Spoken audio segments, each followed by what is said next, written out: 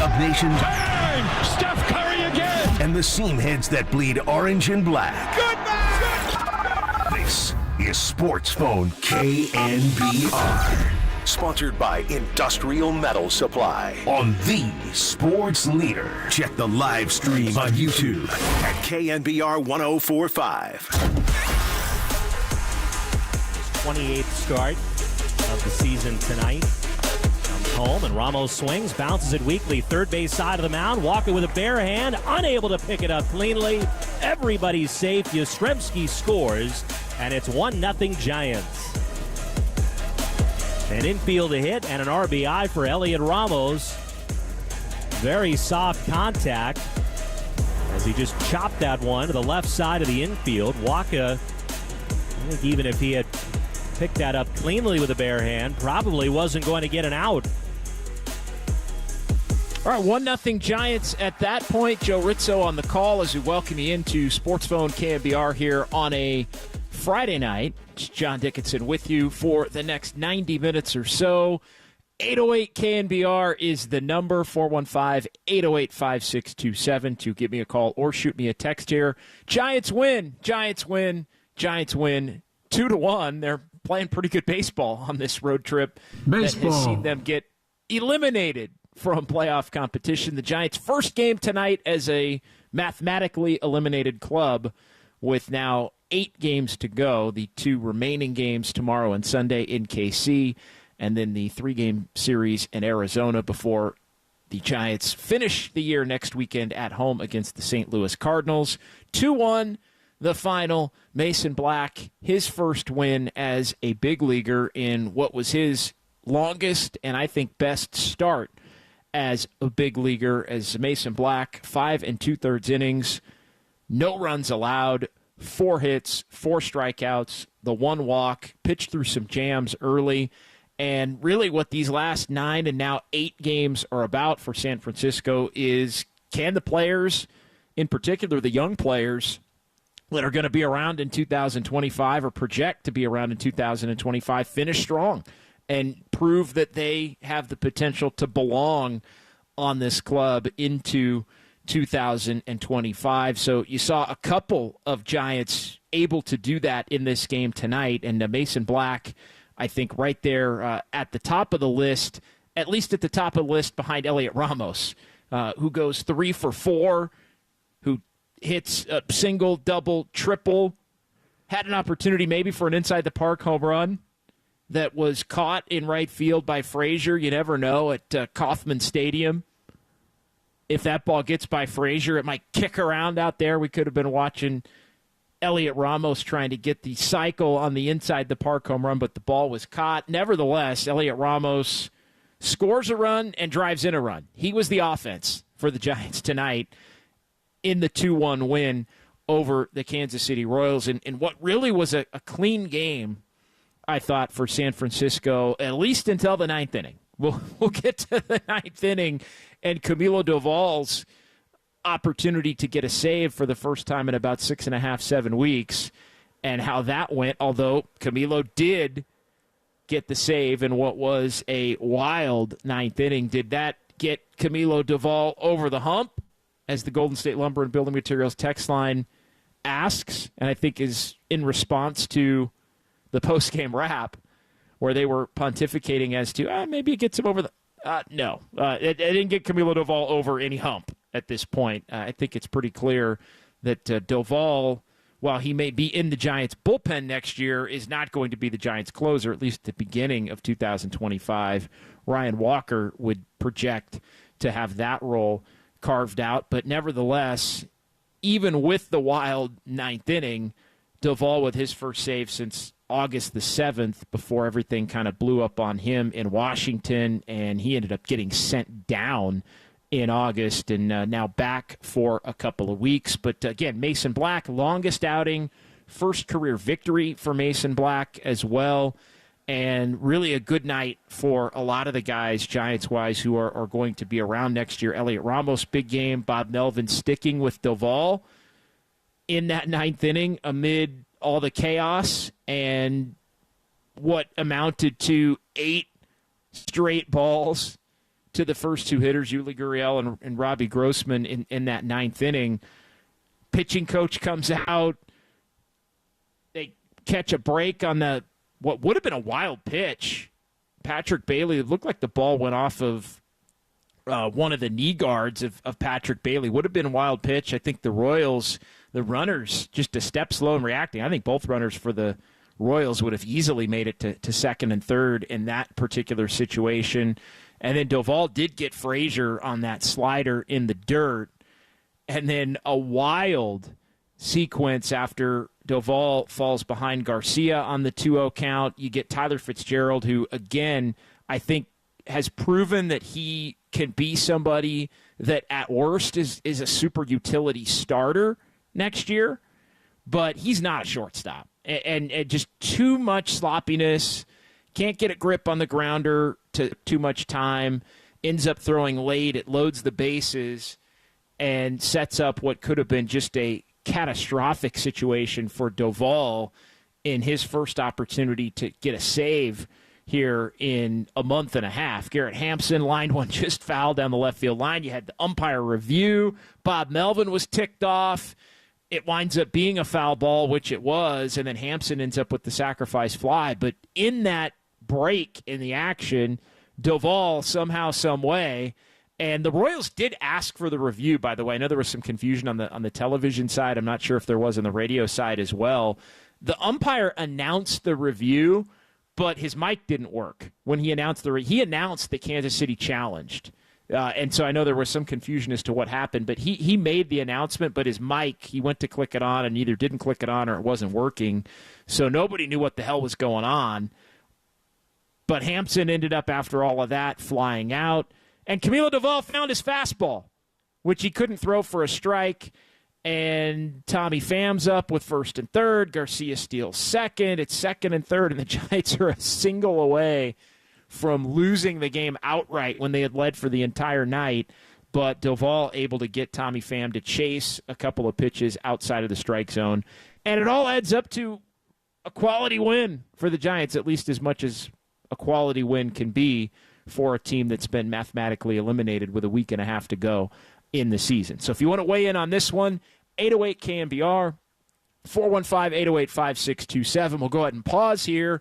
We'll come back. We got the great Greg Silver on hand in our San Francisco studios, and we will talk some Giants here. As long as the people want to talk Giants, and then we'll switch it up. We'll get into some 49ers football. The 49ers, beyond injured, playing the beyond injured Rams down at SoFi on Sunday afternoon. We'll get into all of that as we keep things rolling here between now and about 10 o'clock on Sportsphone KNBR post-Giants game edition. Giants win 2-1 over the Royals. And you heard it right here on KNBR 104.5 and 680, the sports leader. Hey, JD, what you up to, sugar?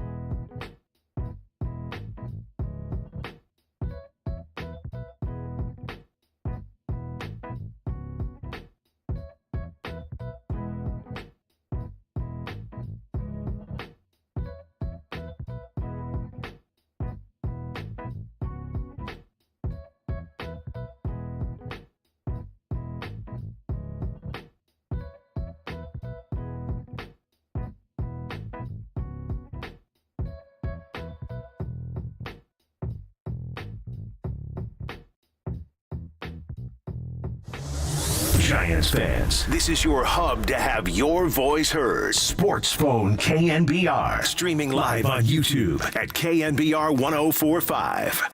Definitely, just like getting more comfortable with the guys in the clubhouse. Obviously, is a big part. Working with the catchers and the staff has been a huge help, and just like it feels good to just be able to go out there free and easy and compete.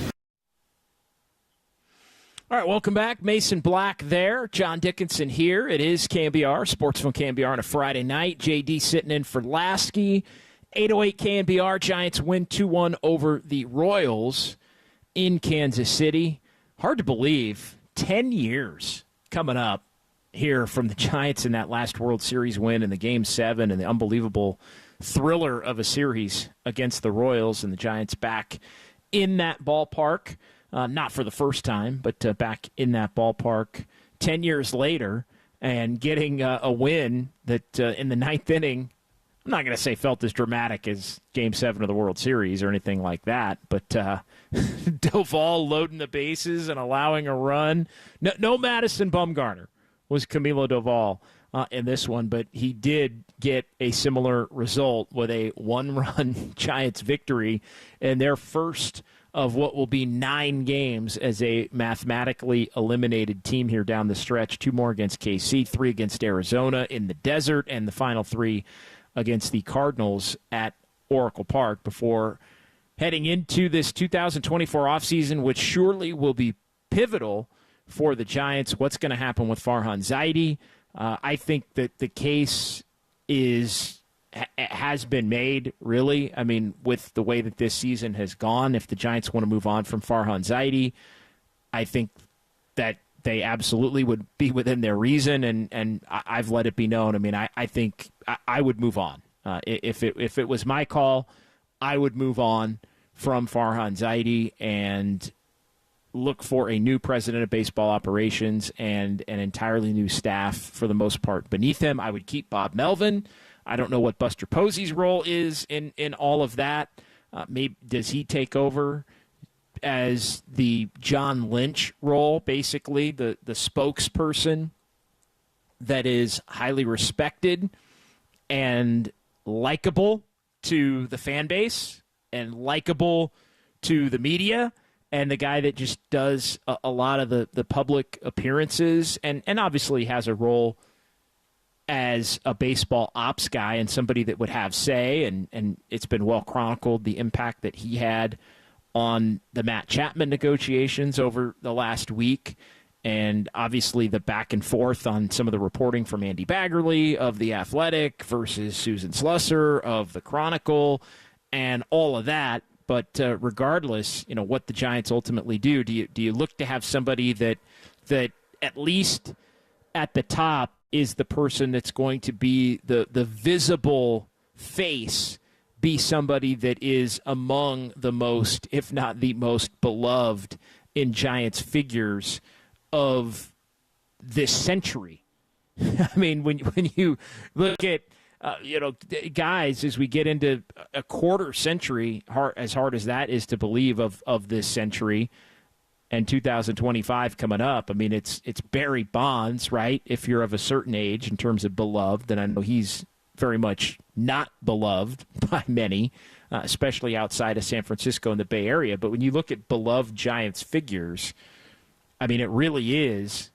I think it begins and ends with Tim Lincecum and Buster Posey and Madison Bumgarner and Matt Cain. I mean, it really, I think, is those four among the guys that were around and the leaders for that 2010, 12, and 14 trio of World Series championships. So you can't go wrong, and maybe it winds up being, all right, Buster Posey's going to be the guy that does the press conferences and obviously has say in conjunction with ownership, but then you figure out a way to hire some of the analytics guys and other guys that are actually doing the nuts and bolts in the day-to-day operation from somewhere else and kind of clean up what Farhan Zaidi's had going in terms of his contingent of people, and you choose to keep what you like and move on from maybe what you don't. But I think the one thing that and I haven't really given my 2 cents on this, so I'm doing it here. The one thing that stands out to me, I just don't see how the Giants can go into next year with more of the same at the top. Like, I just don't see how, if you thought Giants fans were upset last year with things being stale, and I would even say less stale coming into this year because they signed Chapman, because they signed Snell, because they signed Jung-Hoo Lee, but the way that the season wound up, even with Blake Snell performing as well as he has in the second half and Chapman ultimately signing an extension and all of those things, Elliot Ramos coming on, I just don't think – I think you got a very angry and or apathetic fan base if Farhan Zaidi remains. Like, I don't think you're going to have that if Bob Melvin remains, if Farhan Zaidi doesn't, if that makes sense. And you've already got Matt Chapman locked in. We'll see what happens ultimately with Blake Snell. I would venture that he probably ends up elsewhere, but maybe not. If he truly liked his time and if the Giants truly are looking to spend big at the ownership level to keep him around at a similar clip as they were willing to do so with Matt Chapman. So I think all of that factors in, but I just think from an optics standpoint, in addition to a baseball standpoint, when you look at what is going to wind up being 5 really disappointing years out of 6 when this one is all said and done, and the Giants are out of the race as early as they've been out of the race since the first year that Farhan Zaidi was in charge back in 2019. So, again, if ownership ultimately decides that's the way they want to go, I don't see how anybody could argue with it, and I just cannot see how you could, at the end of all of this, and basically being all but eliminated by the end of August and mathematically eliminated with basically 2 weeks to go in the season, I just don't see how the higher-ups in the Giants ownership group can look at this and say it can run it back one more time just because he's under contract for another year guaranteed. Run it back one more time. And everybody, and you know what? A lot of the fans that got a little excited, more excited this year than they had the last 2 years, they'll just, you know what, if they don't like it, well, it doesn't matter what they think.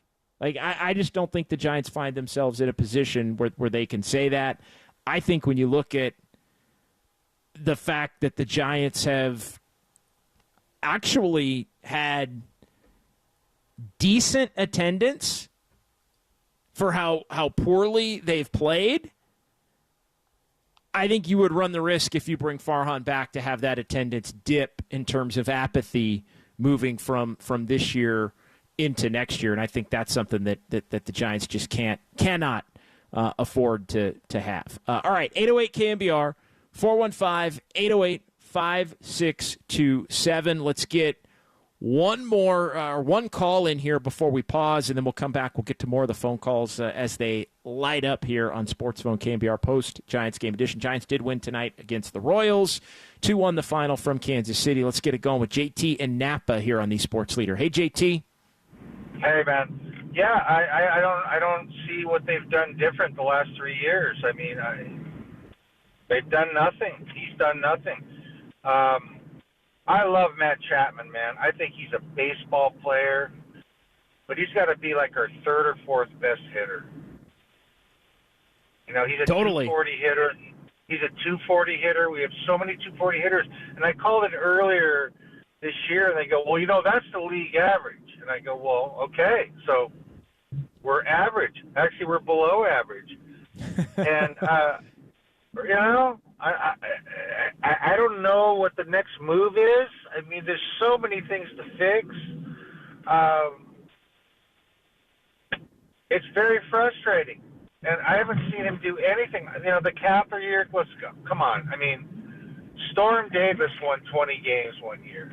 So yeah, it was a fluke. It was a fluke. It was a fluke. It was a total fluke, man. I mean, it's 2024. We can officially say it was a fluke. Like we've seen 3 full years since then. And what cracks me up is that year they're going, well, they're like a home run hitting team. Well, yeah, sorta. I mean, they got 6 guys that hit 15 home runs. I mean, but that's not a home run hitting team. We need a dude who can hit 30. You know, 30 would be great in the Bay Area. I mean, that would be like 60 anywhere else. Hasn't happened in 20 years, JT. You bet it would be great. But I mean, they're giving away guys like a Donovan Solano. I think is a perfect Giant the way he hits. And look at him. He's and they gave him away. You know, it's very frustrating, man. And these young guys. And I hate to say this, but Bay Area fans they're just such homers. They get, you know, Casey Schmidt bats 400 for 2 weeks, and then he goes into the tank and like he's the answer. I don't think we have an answer. Fitzgerald, he has earned the right to be the starting shortstop next year. He has earned that. But let's see what happens. Yeah, thanks, JT. I actually don't even think they figure guys like that out. You know. No question. And look, I don't think Casey Schmidt is the answer. He is 5 for 11 in his last 3 games. Chapman could be back tomorrow. Like, I don't know what Casey Schmidt's role is. So especially now that they've signed Chapman here moving forward. Look, as far as I'm concerned, as it relates to Fitzgerald, I think Fitzgerald has proven himself to be someone who can be in your lineup every day. A bat that you can have in your lineup every day. I don't think you want Tyler Fitzgerald to be your everyday shortstop. I don't think he's good enough defensively to be your everyday shortstop. I think you need a better defender there. I don't know if that means he moves to second. I don't know if that means he becomes a super utility guy, that his bat is in the lineup every day somewhere, but maybe it's shortstop one day, outfield another, second another. You got a lefty going, he plays some first base another. Like, every good team has one of those guys that they move all over the place and can play some outfield and some infield and maybe a DH him here. And so I think I think he's shown going into 25 that he can be an everyday hitter. I don't think he's shown that he can be an everyday shortstop. So 2 different things there, at least as far as I'm concerned. All right, let's go ahead and pause here. We'll get to Bar Fighter and others as they line up on the phone lines. We've got a couple open, 808 KNBR. Giants do beat the Royals. 2-1 the final right here, KNBR 104.5 and 680, the sports leader. It was a fluke. It was a total fluke, man.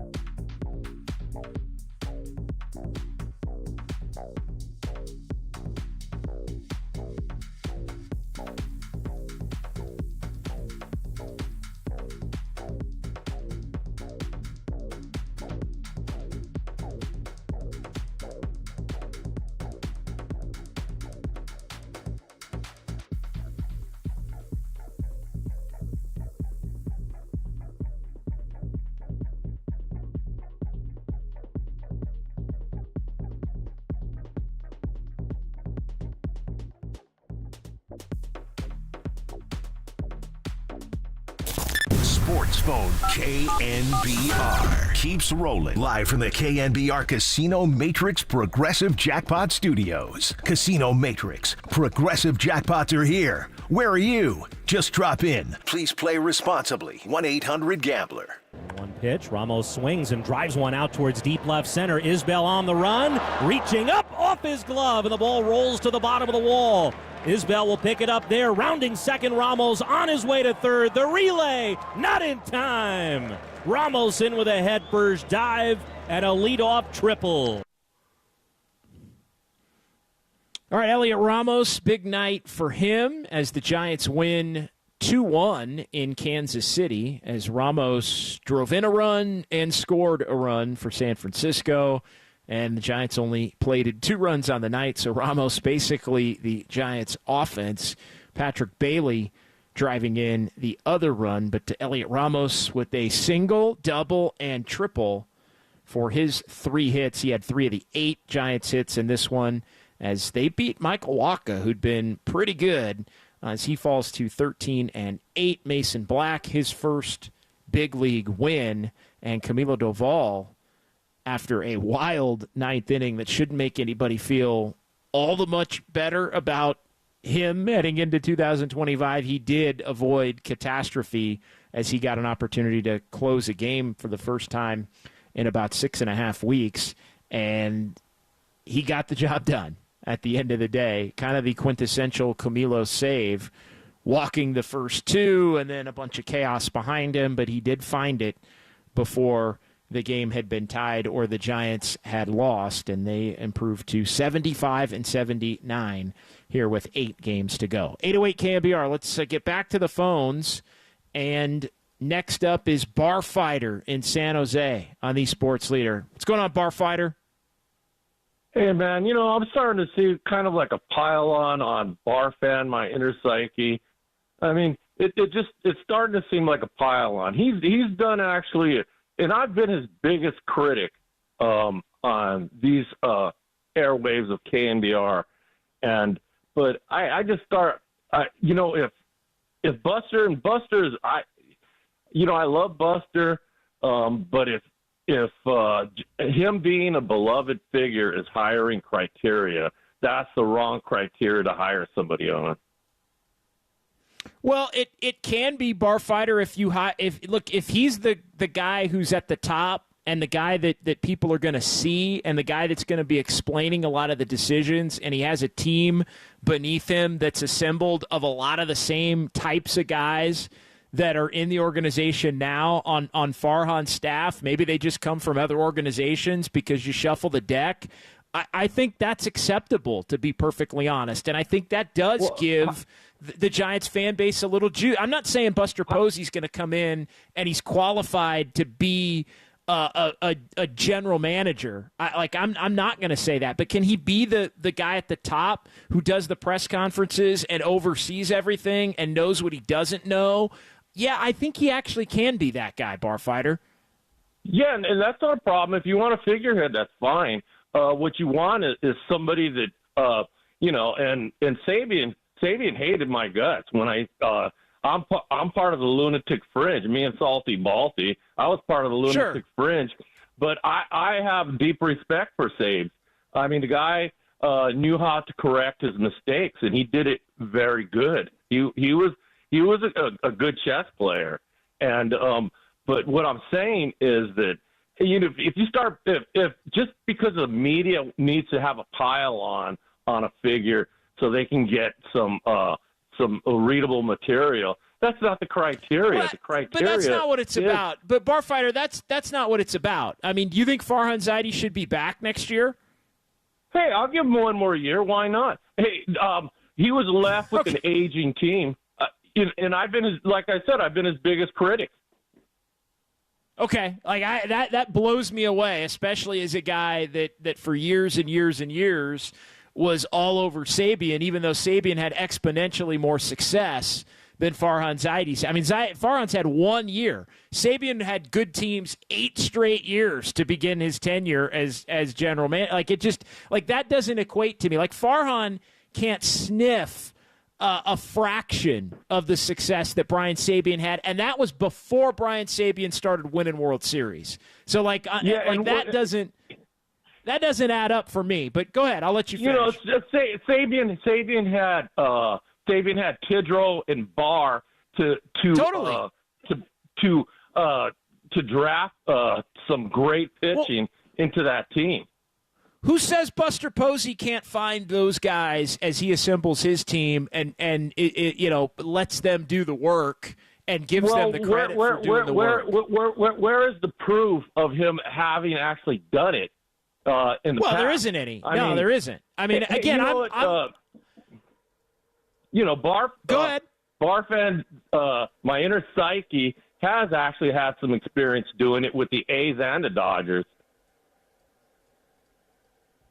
Yeah, look, and you can say he did. He never had success as the main guy with either team at this level. I think the one thing that we've kind of learned about Farhan is he's probably better off being a guy that is beneath a main guy in terms of his ability to have impact. He probably has proven that he should not be the number one atop an organization. And I think he really, with some of the indifference and poor explanations and just kind of, well, that's baseball. We did what we did and this didn't work out and we tried. It all comes off as a little too casually logical for me. Yeah, he makes some logical decisions and appreciate the call, Barfighter. We'll move on. We got some other people that want to talk at 808 KNBR. I get the notion that you can say, you know what, the way Farhan explains his moves and things that haven't worked out makes sense and it's logical and all of that. But at some point, you have to have some results that to continue. And just being logical and having things not work out, that's fine, and that may even be accurate.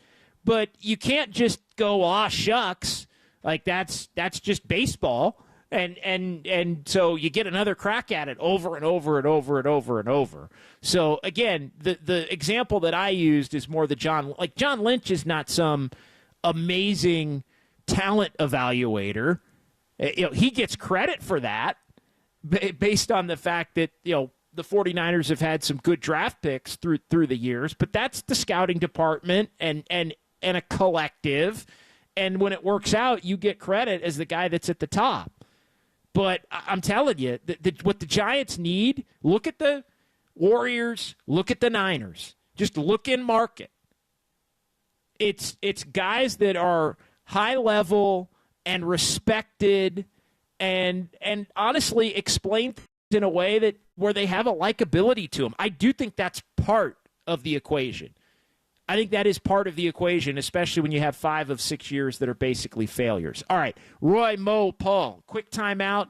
We'll get caught up on the breaks here, and then I'm coming to you next. One line open, 808 KNBR. John Dickinson here on a Friday night. It is Sports Phone KNBR and the Sports Leader.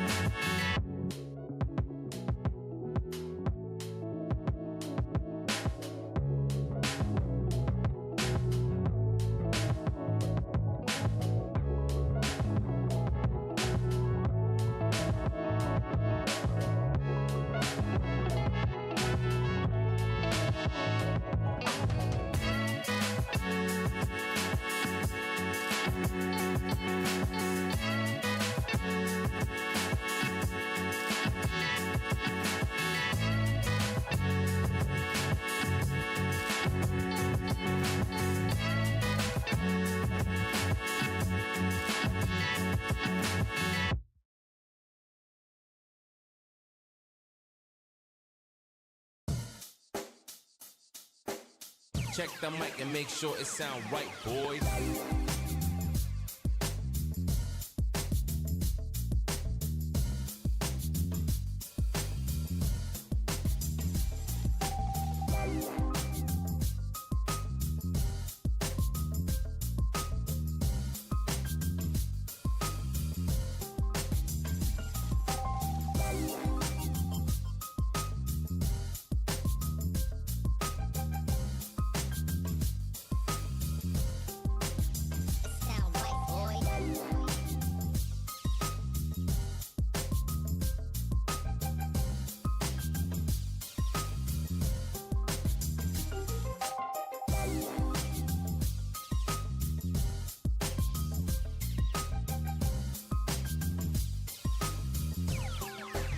It sound right, boys.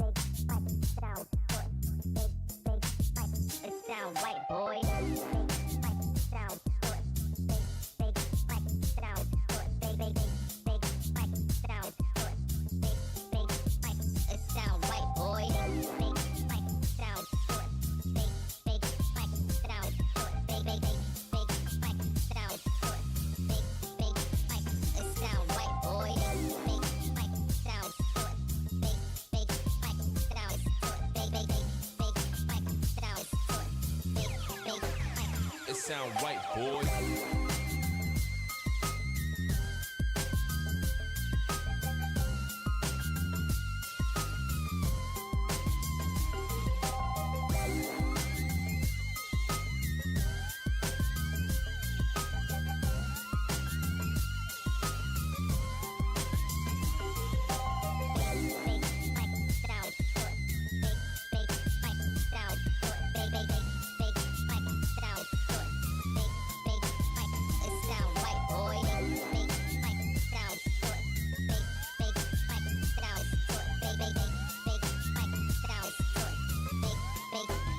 It sound right, boy.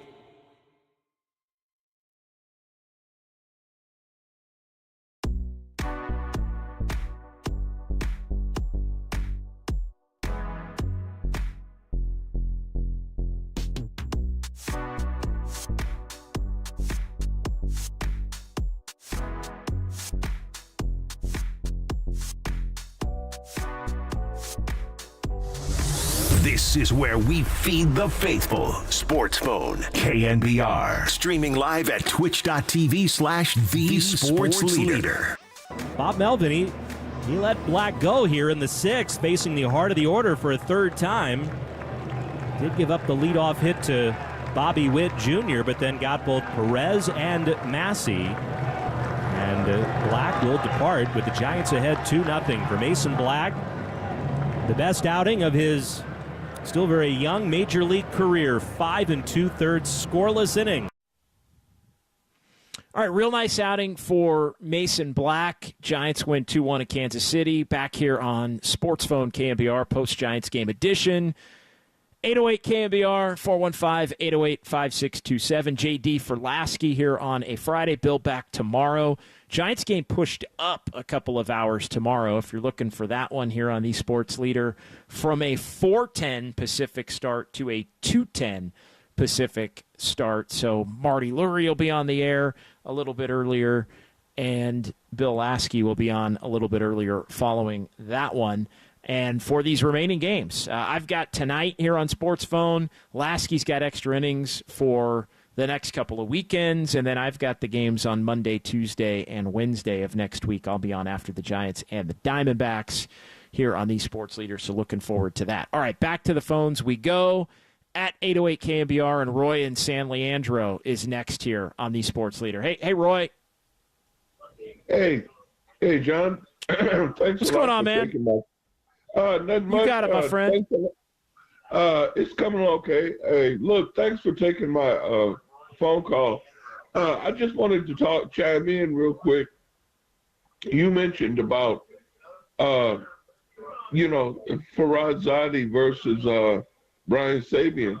One thing that he didn't do, that Farhan Zaidi didn't do, that Brian Sabian did, okay, he didn't give away a lot of talent, but he did though. Brian Sabian got two pitching happy, and the kind of pitchers they drafted toward the end of his tenure with the Giants, he didn't get the kind of pitchers that he was looking for, and he got so caught up in that pitching syndrome stuff that's exactly why the Giants are in the shape they in now. What I'm saying is that Farhan Zaidi haven't really did as much as Sabian did in bringing no pennants here, but at the same time, though, I would go ahead and give him, because after all, who else are you going to hire? I mean, I would give him just one more year to make good on the things that he said when he first took the job, and all that, But I wanted to ask you, from a personal standpoint, do you think that the Giants gonna, get guys from other since they fired those 4 scouts, do you think they can get other guys from other organizations that not only could bring in hitting, but bring in pitching too? Because like tonight, the Giants struck out all those many times with those runners in base. I mean, it's a disgrace to baseball. Yeah, I do, Roy. I think you don't make moves like that unless you have moves lined up, and unless you have a list of replacements across the league or that you're going to be maybe making some bigger changes.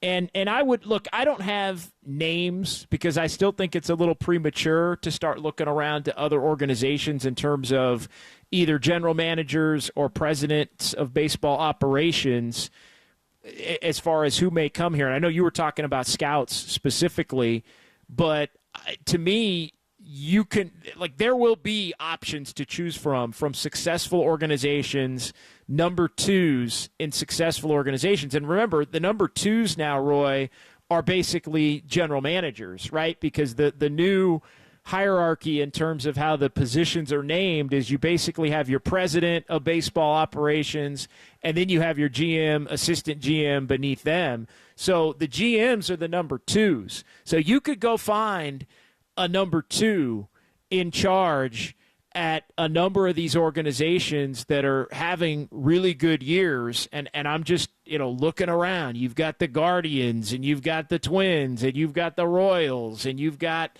all of these different organizations that are having better years than the Giants.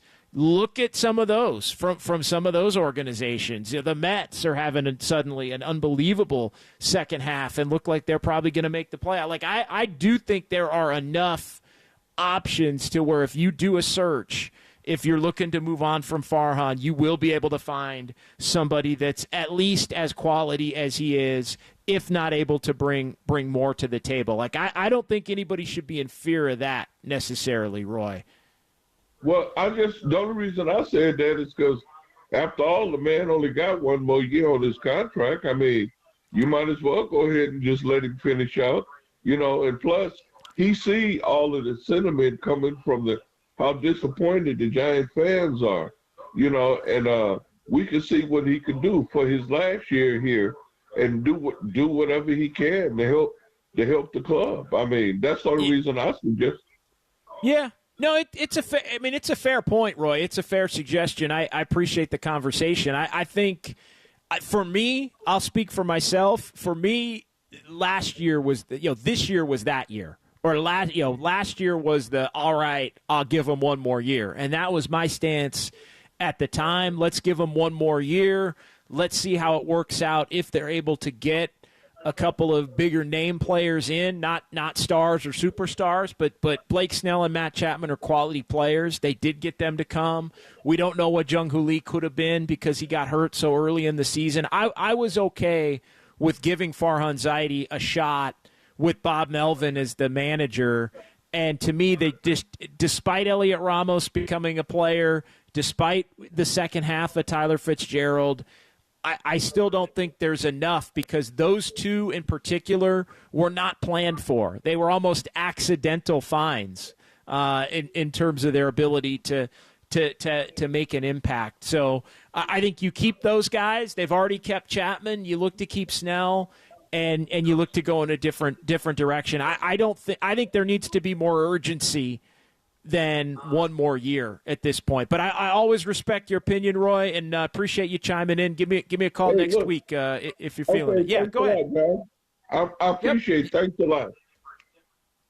You got it, Roy. Roy and San Leandro, one of my favorites here on KNBR, the sports leader. Let's get Mo next here on Sports Phone on a Friday night. Hey, Mo. Hey, John. Another one-run game. I think that's number 47. And Giants have won, I think, 23 out of those 47 games, so that could be turned around. I agree with you about Farhan. I think that last year was this year, as you put it. And, the team has stagnated. They still don't produce and run in situations, and the defense still has to be corrected. I like what Melvin has done lately by allowing Birdsong to go an extra inning, and tonight with Mason Black allowing him to go into the sixth inning. I think that's what they've had to do all along. And aside from what Farhan did or didn't do, where does the responsibility lie in terms of fundamental baseball? Is it not with the coaches and the manager?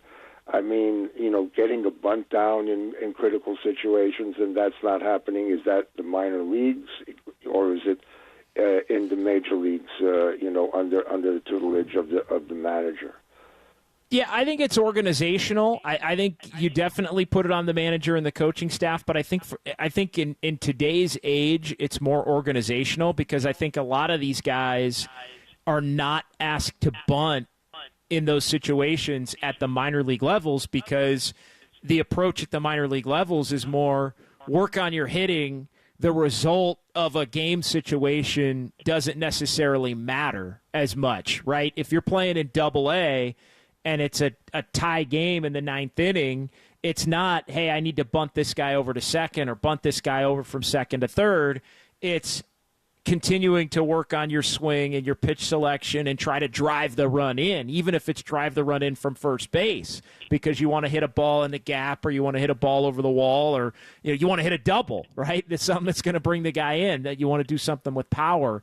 So I think a lot of that is organizational, and I don't think it's Giants only. I think it is league-wide. But I will say this, Mo, this year in particular, there have been, and I think even a little bit last year, but really this year, when you look around baseball, there are a lot more teams. I'm not saying bunting and doing all that stuff like it's the 80s or 90s, but there are a lot more athletic, running, fundamentally sound, put the ball in play really good defense type teams in the major. Like, that's making a comeback, right? That is definitely making a comeback on some level. That's what the Giants. And the Giants are behind the times with that, Mo. They're behind the current times in 2024 with that. But they have speed now on their team, or the potential for speed, and they could utilize that. And what has Kansas City done? I mean, how did they turn their team around from over 100 losses to being in contention for a playoff spot? Now, there must have been something aside from just spending money that they. Well, defense, speed. Yeah. And honestly, it's Bobby Witt Jr. as well, who's just a phenom. It can't just be one guy, It has to be more than one guy. No, but look, we're talking about somebody who's 24, and he's got 200 hits and 32 homers and 108 driven in, and he's batting .334. And he's got speed. And look, you need more than one guy like that, definitely. But you need to have one guy like that first, and that's the one thing. Like, I've talked about this a lot this year on these shows. It's, that's the one thing that hasn't been there. And even Elliot Ramos, for as good as he's been, the Giants have not produced one guy that comes up at 21, 22, and he's just awesome. And I think you look around the majors, and Baltimore's got a couple of those guys. And, these other teams have been able to – you look at Jackson Merrill with the Padres, who came up 20 years old, looked overmatched on opening day against the Giants a little bit. He's batting ninth. By the middle of the year, he's a all-star, and he's, NL Rookie of the Year. So it just – those guys that come up – we're going to rely on Bryce Eldridge now. Is that the – Well, that may be it. You're right. He has to be that guy. Well, he has to be that guy. We have to be talking about Bobby Witt or talking about Bryce Eldridge like he's Bobby Witt Jr. in 2 years. Like that's when you'll know that maybe the corner is turned. That's at least a big step, Mo. That's just being real. And it's not just that. They've got a speedy team, an athletic team. They made a bunch of real strong waiver claims when they had some injuries. And they've pitched well. I mean, you look at a guy like Waka, who's there and turned himself around, always had good stuff. So it's a combination of all of it. But I think the Royals are in that category of young, athletic. They run, they play the field well, and they just are constantly putting pressure on you. In addition to a couple of guys that hit the ball over the wall too, and including Salvador Perez, who's still pretty good at 34. Well, the Giants have some raw talent, but it is raw, and I think they need some stability. I like the idea of signing Chapman to a longer-term contract, and I think that's why they'll probably retain Yaz as well. They need some stability and veteran presence on that team because they have a lot of good young players, but they're not consistent enough. Yeah, appreciate it. Thank you, Mo. Good phone call. Thank you, John. All righty. Paul in Galt, 808 KNBR, here on Sports Phone KNBR before we pause. Hey, Paul. How are you? I'm doing well tonight, man. Thanks for taking my call. You got it. What's on your mind? You're sounding a little down tonight, Paul. No, I'm not down. Here's the plan. Okay. Farhan should have been gone last year. Now we've given him an extra year. Yeah, that's where under the bus. Gabe had to try to put a team together that didn't even belong. Probably 40% of them didn't belong in the major leagues. Now, this year he went out to the mass unit and got Snell, Robbie Ray, and he didn't bring any of the young guys up and never gave them a chance. And guys get 8-9 at bats that don't perform. Small sample. We're sending you back down to the minors. Now look what happened. They're all come back up, and look who's performing. Fitzgerald's performing. Matos is performing. Tonight, Mason Ramos Black performed. Yeah. It's time to throw Kepler to the wolves. He hasn't produced anything since he's been here. Everything that's been produced has been Bobby Evans. And I'm a lifelong Giants fan. I've been a Giants fan since 1972. And it's been hard for me to turn the TV on or even turn the radio on and listen to a ball game knowing that we have guys that can't perform. We got guys that can't get guys in runners in scoring position. I haven't looked at the latest figures, but how many guys have been stranded on base in scoring position with one or less outs? We've got to lead the majors in that. We got a problem. Yeah. It's been a problem. I think, Paul, you're right. You're spot on in terms of the guys that have come up. There aren't a lot that can be pointed to, and the trajectory at which they've come up. You look at it, and again, even somebody. I know Ramos was an Evans Sabian guy, but even he did not come up as planned. He was not part of the plan in spring training, and so I have a hard time even giving Farhan credit for the development on that one, because it had gotten to a point where they had basically counted him out, and then he was a last resort when they had a bunch of injuries in May. Right. And I love Bob Melvin, but I umpired the game for 38 years, 9 years in the minor leagues. There's been several games this year where Bob doesn't know what the rules are. He's never gone out to challenge stuff. Play the other night where Fitzgerald had his foot in front of the bag. Throw came down. He moved his foot, and they called obstruction where his foot wasn't even near the bag, and Bob didn't even go out and challenge it. I love Bob, but maybe it's time to clean house. GM, head coach, hitting instructor, pitching coach, and it's time to start fresh. It really is.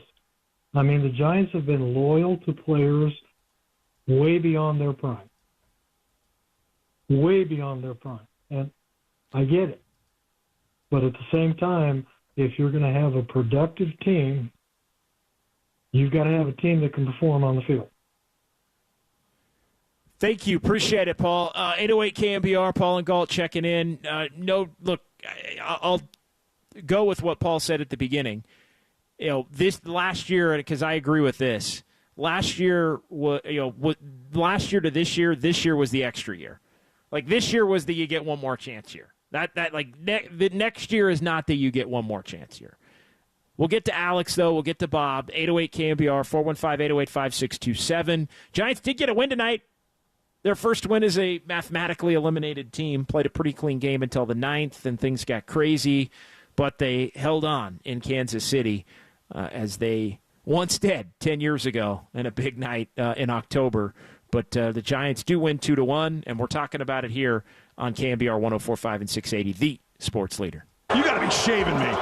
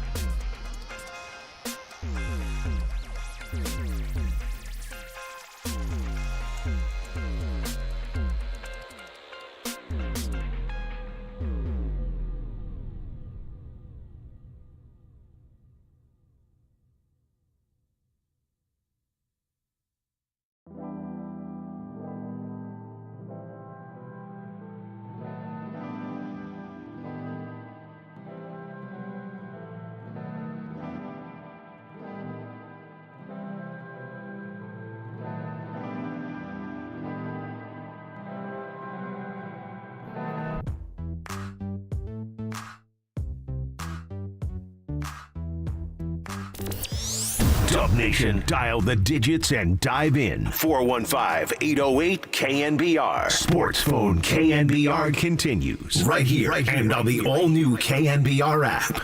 The pitch has got a lot crisper. He's got good stuff. He really does. It's just sometimes you go through a bad stretch and it's tough to get out of. Hopefully that's something he can move forward from.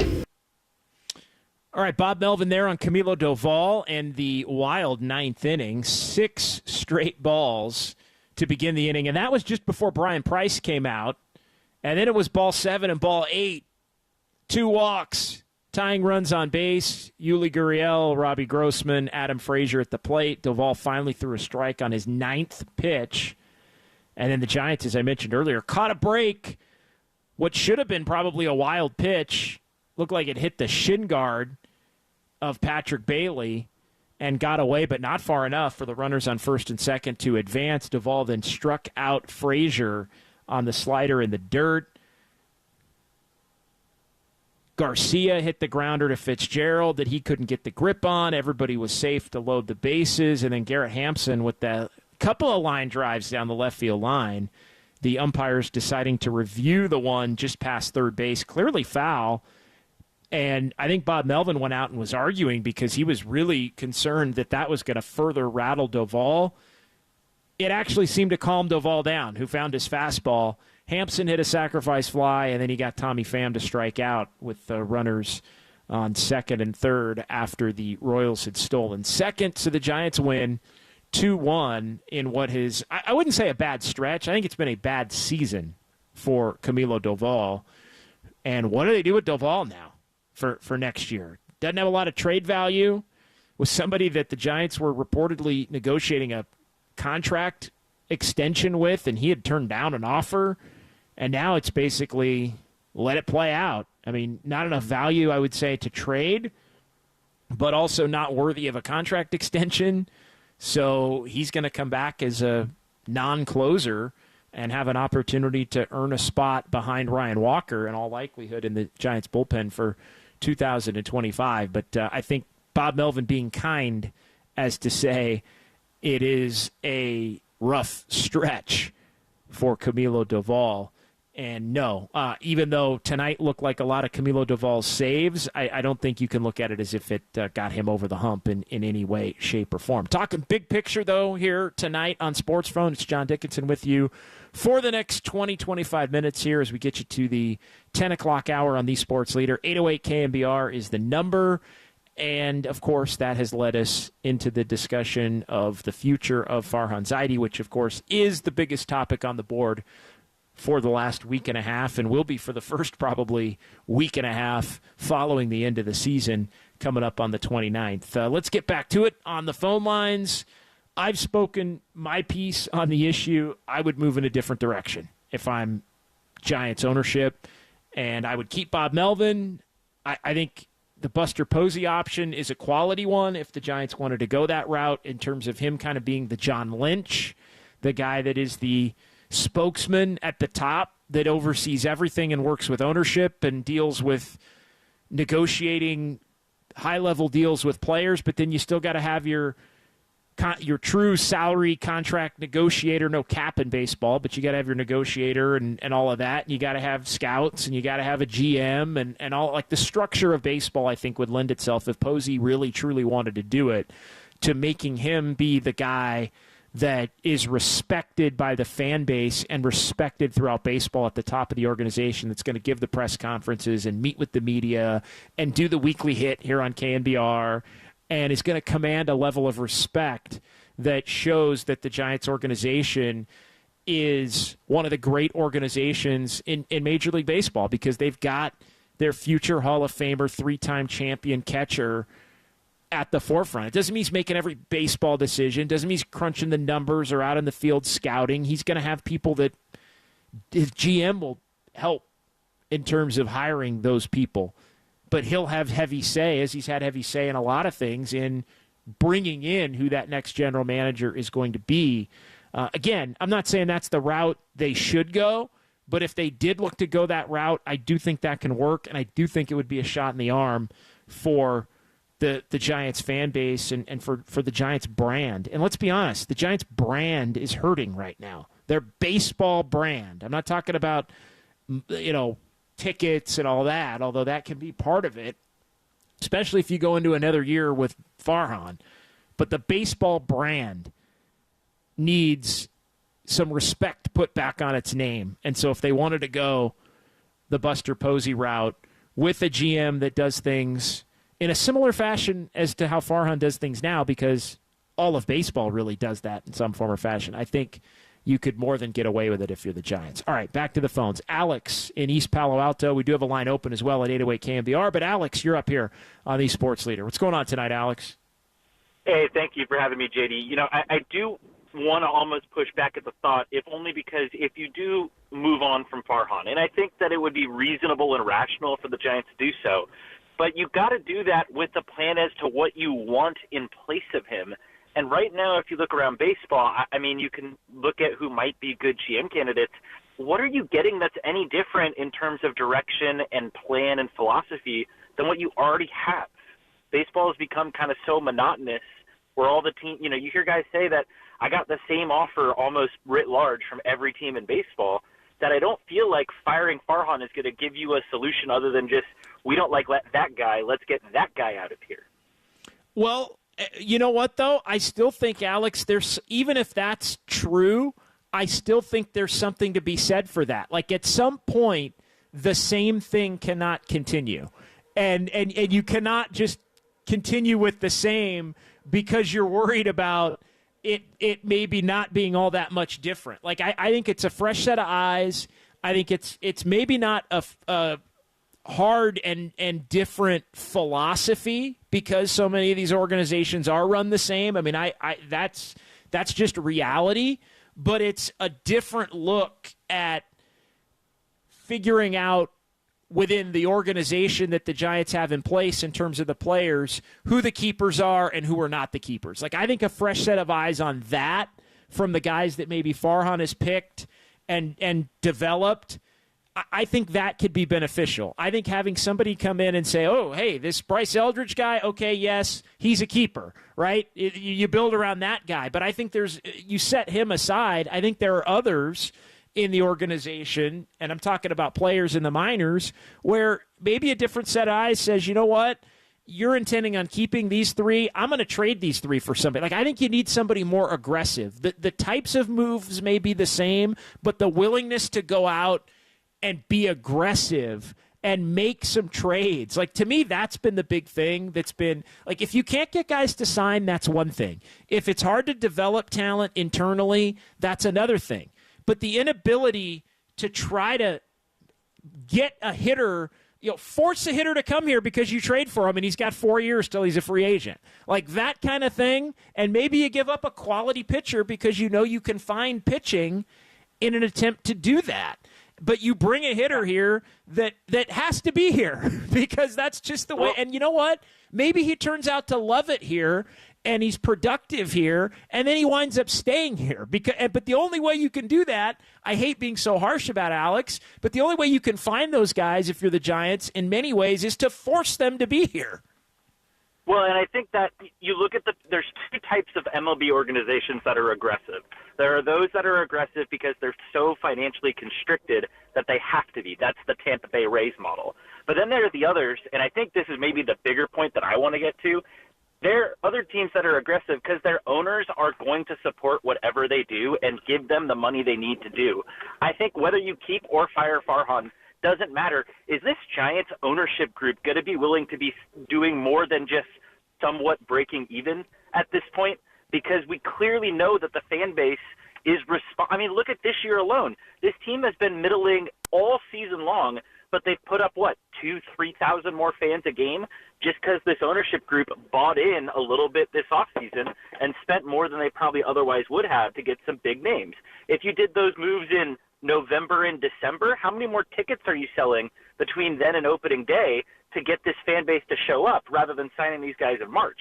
I think it's less of a who's running the organization and more, is ownership really about this life? Are they really wanting this, or do they just want to collect as much profit as possible now that they've kicked the A's out of the Bay Area? Well, look, Alex, I think that's fair. My sense is that they know they have to invest more to bring more. I think they know, and I think on a small level, they saw, even though the team wasn't any better and maybe winds up being worse, because that's the reality. Like, they could do all the things they did in terms of spending, and we might look up here in a week and a half, and they have a worse record than they've had at any point, maybe other than that first Farhan year in 2019 when it's all said and done. But I think they saw the benefit of, oh, you got Matt Chapman and you got Blake Snell and you signed Jung-Hoo Lee, and there was a bump in attendance. And there was a bump, Alex, in terms of engagement. Giants fans, for as much as it has turned out to be a different version of the same on the field, or even maybe worse, Giants fans were a lot more excited and engaged throughout, I would say, the first 5 months of this season, all the way up until basically Labor Day, when they were all but mathematically eliminated a couple of weeks ago. I think the Giants fan base was a lot more engaged because there were some names that had, done some things in the major leagues on the roster, even if they had underperformed in their time this year with the Giants, whether it was Snell's first half or Soler or Chapman up and down, although he's been obviously a productive player when far more than not, batting average aside.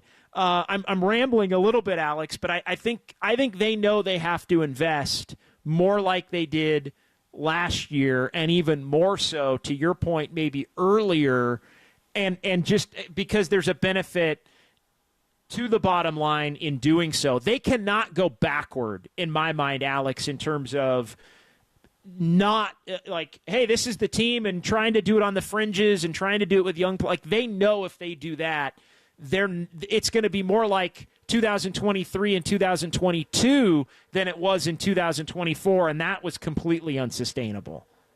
I really, and I mean, not for nothing, GD, but you're a basketball guy. Like, the Giants have a bully coming into the neighborhood next summer. If we've seen what the WNBA has become, like, there's a WNBA team in the summer drawing a lot of people that you're competing with head to head. Like, the Giants, I don't want to get too bleak, but like, it almost feels like they're risking irrelevancy if they don't take the season they've had and spend even more and do it sooner. And I think if you fire Farhan and have to spend weeks going through a search to find a new GM or president of baseball ops, and then that person changes things, you're just making it harder to do the exact thing that we're both thinking they need to do, which is to spend a lot of money, spend it early, and get as many names on board by Christmas so people are actually buying tickets when they have all those deals around the holidays to try to get your money to buy tickets, because you need the stars for people to want to get the tickets. So it makes it I think it's more complicated than I think a lot of people want to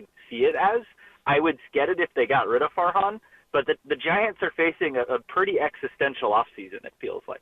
Well, that's where the Farhan part is the part that I disagree with. I think you can make that change, and you can have somebody come in with ownership and the blessing and the willingness to, as you say, spend and continue to spend.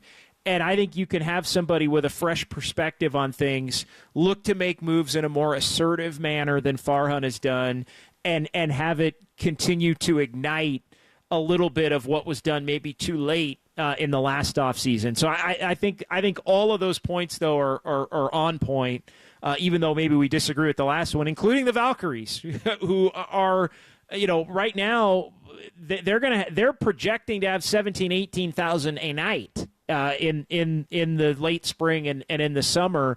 If you look at the deposits that they have committed in terms of people that want tickets. Now, not all those people are actually going to buy tickets, but they've got a big-time season ticket base that they are building for their games. I mean, I think it's already over 17,000 in terms of just interest in people that have put money down to have the chance to buy a full year later. So I think you're spot on, Alex, as far as that is concerned. So thank you for the call. Absolutely. And, yeah, that's 17,000 people before that team even knows what players they have or how to get players. So 100%. Yep. No, you're 100%. You're right on. And you're looking at some of the Giants crowds in the last month, and it's, they're breaking 22. basically. So yeah, you do the math on that. It's not far off. All right, let's get Bob and Sarah. No, you know what? I'm going to save Bob. I want to give Bob his due. I want to give Bob his time. I don't want to short shrift Bob. So we're going to pause here. We'll come back. We'll get to Bob, and then we'll close things up here on a Friday. 808 KNBR. It's John Dickinson. Giants win 2-1 on the Sports Leader. Can't wait.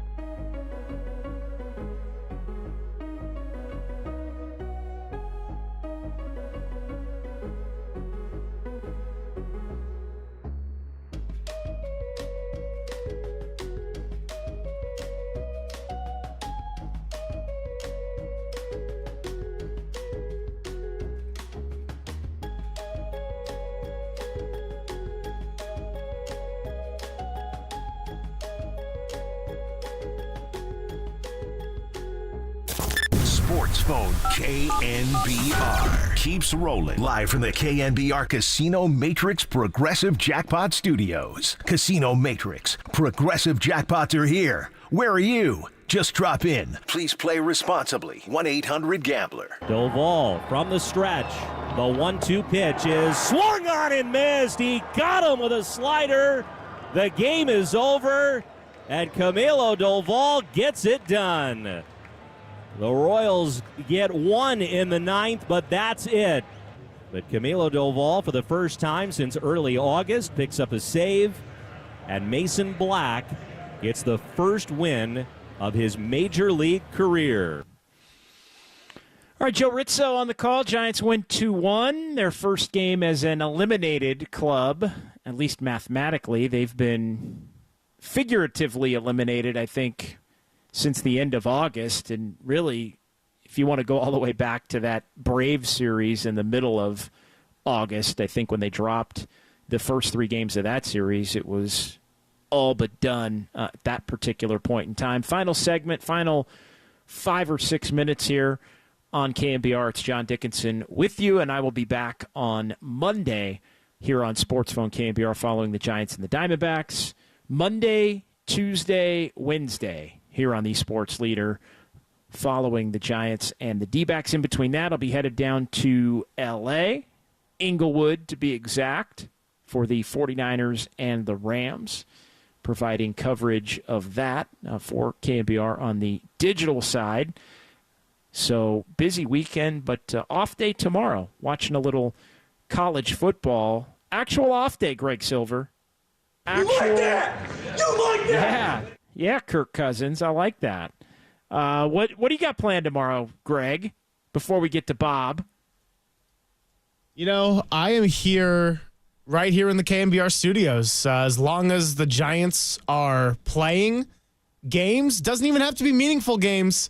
I'm sitting right here with our good friend Bill Lasky running extra innings post game. So tomorrow it's a little afternoon, evening time. Game got pushed up a little bit, so that's going to make it so it's a little bit more low-key come the end of the shift. But, yeah, just another chill Saturday following football, trying to refrain from placing bets. I don't really do the gambling thing, to be honest, so I probably won't. I don't either. I give advice to others, to my other buddies who are really super into it. They're always asking me, what do you think of this game? What do you think of that game? What do you think of, is so-and-so going to play? What do you think? Like I get nonstop. So I just advise others for the most part. Yeah, and I'm already dead in Walt's Survivor pool after getting second place last year, so it was bound to happen. I was done week 1. I was done week 1. I had Cincinnati, who lost to the Patriots, right? Yeah, in week 1. Yeah, and then I got swept out by Baltimore in week 2. Oh, man, tough. All right, so yeah, Greg with Lasky. Let me tell you before we get Bob, Lasky was in. I love Lasky. Lasky was in on Wednesday. It's the best show on KNBR. Just holding court. I mean, there's nothing better than Bill Lasky. He's just holding court in the bullpen and just firing on. Just Bill Lasky unplugged Giants takes. Just phenomenal. It was just great. I mean, all the digital guys were there. It was after the morning show was over. It's kind of in between, like right at the start of Pop and Lund. So you got like Marcus out there. You got McConnell and Austin Scott and young Tony. Like everybody's just out in the bullpen, and Lasky's just holding court like only Bill Lasky can. Just firing off Giants takes. Just left and right. It's good. It's good. It was quality. That would have made a hell of an off-air podcast. It'd been tremendous. But yeah. But Bill will be on tomorrow and Sunday. So looking forward to – always looking forward. Make sure you listen to Bill. Make sure you listen to Marty. All that stuff here on KNBR as the Giants continue the series against the Royals. 2:10 first pitch, moved up from what was originally going to be a 4:10 start due to some inclement weather in the Kansas City area. Thank goodness there was no inclement weather tonight, and this game was in little under 3 hours in tidy fashion, albeit with some drama in the bottom of the ninth. All right, Bob in Saratoga, you get the final word here tonight on a Friday. What's up, Bob? Thank you, John. You and Bill Lasky and Kerry are 3 of the best analysts I've ever heard, and thank you for your position tonight, because I totally agree with you. We can't wait another year to make this change. I spent 60 years in corporate talent management, and so I know it from that side. I also attended fantasy camp 15 times between the ages 60 and 75, so that's why Bill knows me well. So that's probably a giant record. So bottom line is, it helps to have played. You just mentioned Bill Lasky. He was calling out why wasn't Farhan bringing up Matos a year or two ago, and finally he did. But he was because he was one of Sabian's guys, just like the catcher we lost to Pittsburgh, who's now turned out to be a pretty good catcher because he got to play in Pittsburgh. So Farhan's a revolving door. He goes to the bargain basement guys to get lower salaries who have been injured over and over again, and then they come here and they're injured. So there's just too many flaws with his track record. And there's just a few of the specifics. I've been calling him hundreds of times for 2 or 3 years to say Farhan needs to be replaced.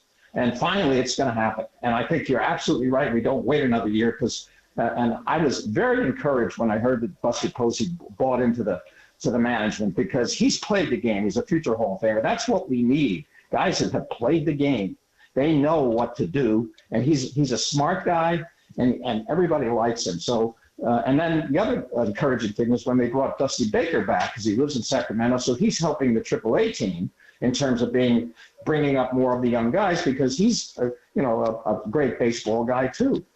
So they should set up a search committee with Buster and Dusty and any other people like that to pick this next guy so that guys that know baseball and have played the game are going to know what to look for, and they'll be participating, hopefully, to helping them find these great players that we don't have right now. Now, let me let you respond to what I said. No, I think you're spot on. And you're going to have the analytics guys be a part of it as well, but I think people are far too scared, and we've had a couple of them tonight, far too scared, and I've heard a little bit in the media too of, well, if you get rid of Farhan, like how do you know you're going to get somebody back? Like I don't. To me, you should not fear that if you're Giants ownership or Giants fan or somebody trying to analyze it in the media. There are plenty of competent, analytically driven guys like Farhan around baseball who are better than him, who also are more complementary to some of the guys who have played the game. You have to have both. In today's day and age, you have to have both. I think getting back to more of the guys at the top being the guys that have played is the natural correction for the Giants organization, considering where things have gone off the rails over the last now six seasons. So I think that all adds up and makes a lot of sense. Bob, I'm going to give you about 45 seconds, and then we got to run here. We're up against the top of the hour, but I'll let you get the final say in that. Yeah, well, the other thing is it's torture to watch Deauville pitch. I think they might be able to trade him for a prospect or something, but I'm tired of a guy that can't throw strikes. And it's the worst thing they could do, and they leave him in too long. Yank him before the tying run and the winning run gets on base with a walk. So yeah. Tonight, I think it was they were eliminated, and so let's just let him try to figure it out because it's not going to hurt anything, even if you do lose. Although it may hurt his confidence even more. But I think tonight it was more. And look, Melvin had the pen going. But then when he got Frazier, he was going to let him kind of go work through it, and then the double play wasn't his fault. If they weren't going to probably get 2, but Fitzgerald not getting 1, that wasn't totally his. So I think Melvin was like, all right, I'm just going to let him have his shot. Maybe it'll be beneficial if he can get through it. But if this game had mattered, I think he definitely would have been. One, he probably wouldn't have been in the game to begin with, but 2, I think he would have been out of the game a lot quicker, Bob. Yeah, the other guy they should trade or get rid of is Luciano. He can't play any position, and he can't hit. So they're wasting at-bats where some of the other younger guys that do have the potential should be getting those at-bats. Thanks, Bob. Appreciate it, man. Okay. All right. Yep, good phone call. Bob in Saratoga, also a favorite here on Sports Phone Post-Giants Game Edition. All right, that'll do it for Greg Silver and Kyle Haar. I'm JD, back on Monday after heading down to Southern California for the Niners and the Rams on Sunday. Enjoy Marty and enjoy Lasky the next couple of days, and we'll talk to you Monday night right here on KNBR 104.5 and 680.